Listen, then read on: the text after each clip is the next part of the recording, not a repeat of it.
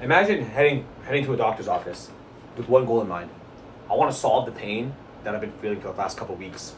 So you decide to go the legal route and you obtain medication via prescription that is intended to stop the pain that you're feeling. Now, what if I was going to tell you that doing all those steps, as normal and legal as they may seem, was only going to cause you a lot more bodily harm? Welcome to the world of opioids. Opioids work like this. You have a pain, you take a pill, and the pill causes significantly more danger and damage than your original pain did. Today, I'm here to persuade you that high-dose opioids pose long-term risk and raise the eventual risk of addiction and overdose. I'm going to talk about the problem with opioids. Then I'm going to get into the cause of opioids. I'm going to talk about the cause of these opioid harms, and eventually I'll propose a solution to solve this. So let's begin. The problem.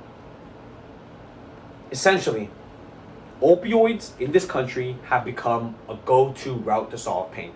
The prescriptions are legal, but they have led to addiction and dependency, and eventually death. So let's tackle this. How can something that's legal and really meant for to be used, how can that cause more pain than what you were originally feeling? The U.S. Department of Labor in October 26, 2025 stated that 20 to 50 MME was risky enough, and that dependence occurred immediately after that prescription was exceeded. The CDC stated on April 5th, 2024, that 28% of overdoses were caused by a prescription. How can that number be so vast? How can illegal obtainment of a drug cause more harm than not?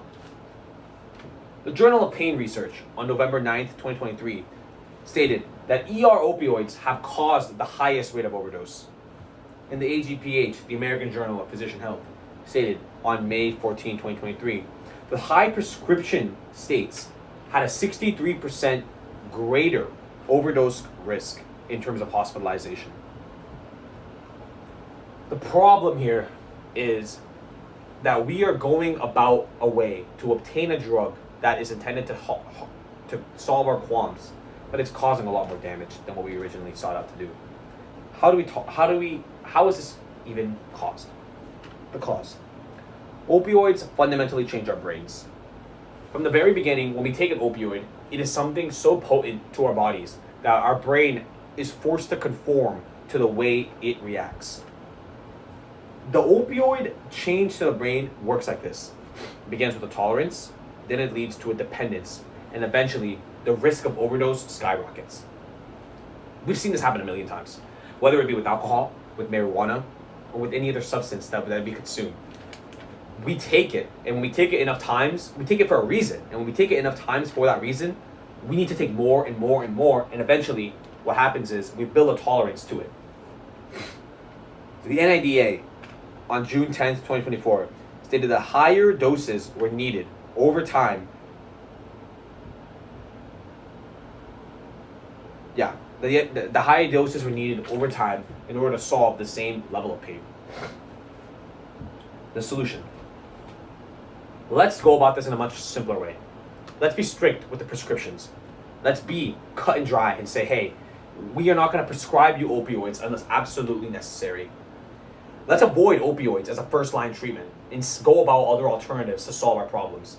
Whether that be physical therapy, environmental therapy, emotional therapy, there are a million researched routes to solve problems other than going to opioids as a go-to. And if opioids are needed, under no excuse should they exceed 50 MMEs.